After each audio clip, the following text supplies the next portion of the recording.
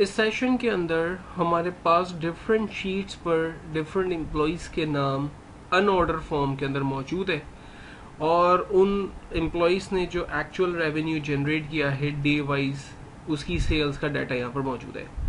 आप देख सकते हैं कि जनवरी 1 पर जो फर्स्ट एम्प्लॉय है वो ज़ुबैर है, फिर अहमद है, फिर वसीम है। और मैं जनवरी 2 पे चला जाता हूँ तो फर्स्ट नेम हमारे पास शाहिद है, इकबाल है और फिर ज़ुबैर है। जनवरी 3 पे जा रहा हूँ तो इसी तरह से नेम्स जो है वो अनऑर्डर हैं, पहले करीम है, फिर फाहद है, फिर अमीन है। और इस तरह से सो ऑन मैं शीट 4, 5, 6 पे जाकर एम्प्लॉयज़ के रिकॉर्ड को देख सकता हूँ। ये नाम जो है वो अनऑर्डर फॉर्म में आ रहे हैं। मुझे सिंपल करना ये है कि इन 10 डेज की एम्प्लॉयज़ की सेल्स को सम करना है, जो कि डेफिनेटली अनऑर्डर डाटा है। उस रिकॉर्ड को सम करना है और फाइनली मुझे कॉन्सोलेटेड नाम की शीट पर उसका एक्चुअल रिजल्ट देखना है। तो ये काम हम बहुत ही क्विकली और बहुत ही आसानी से कर सकते हैं और इसमें हम कोई फंक्शन अप्लाई नहीं करेंगे, बल्कि एक्सेल इसमें हमारी बड़ी ज़बरदस्त मदद करेगा। इसमें एक टूल है हमारे पास कॉन्सोलेटेड के नाम का, उसे हम इस्तेमाल करेंगे। तो हम जा रहे हैं डाटा के टैब के अंदर और कमांड इस्तेमाल कर रहे हैं कॉन्सोलेटेड। कॉन्सोलेटेड में आने के बाद हमसे ये कहता है कि आप फंक्शन कौन सा अप्लाई करना चाहते हैं। तो फंक्शन में यहाँ पर सम का अप्लाई करना चाहता हूँ और अब मुझसे रेफरेंस मांग रहा है कि बताइए पहली वैल्यू कहाँ पर है। तो मैं शीट 1 पे चला जाता हूँ और यहाँ पर अपने दोनों कॉलम्स को सेलेक्ट कर रहा हूँ, यानी एम्प्लॉय नेम और उनके जो रेवेन्यूज़ हैं उसे मैंने सेलेक्ट किया एंड देन फाइनली मैंने इसे ऐड कर दिया।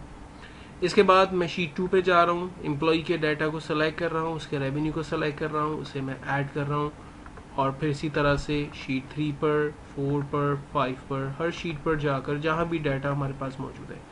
अब आप ये ख्याल ना कीजिएगा कि डाटा कॉलम ए और बी पर ही होना चाहिए, इसमें कोई मसला नहीं है। डाटा जो है वो किसी भी कॉलम पर हो, अनऑर्डर हो, आप उस अनऑर्डर डाटा को किसी भी कॉलम से पिक कर सकते हैं। आपको रेंज डिफाइन करनी है।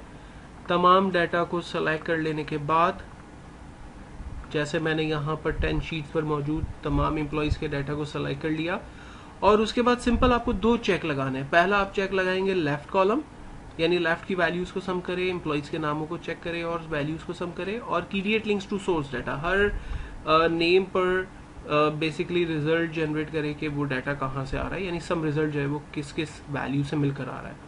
तो create links to source data पे चेक लगाने के बाद फाइनली मैंने ओके किया। आप देखें यहाँ पर तमाम एम्प्लॉयज़ के नाम, यानी मेरे पास जो भी एम्प्लॉय थे और उनकी तमाम रेवेन्यूज़ को उसने सम करके हमें रिजल्ट दिखा दिया। और अगर मुझे ये देखना है कि एम्प्लॉय करीम एक्चुअल में जो इसका रेवेन्यू आ रहा है 3135 ये कैसे आ रहा है, तो मैं इसके प्लस पे क्लिक करता हूँ जो कि ग्रुप का साइन है। तो आप देखें कि ये रेवेन्यू जिन जिन शीट से निकल कर आ रहा है वहाँ से रेफरेंस हमें यहाँ नज़र आ रहा है।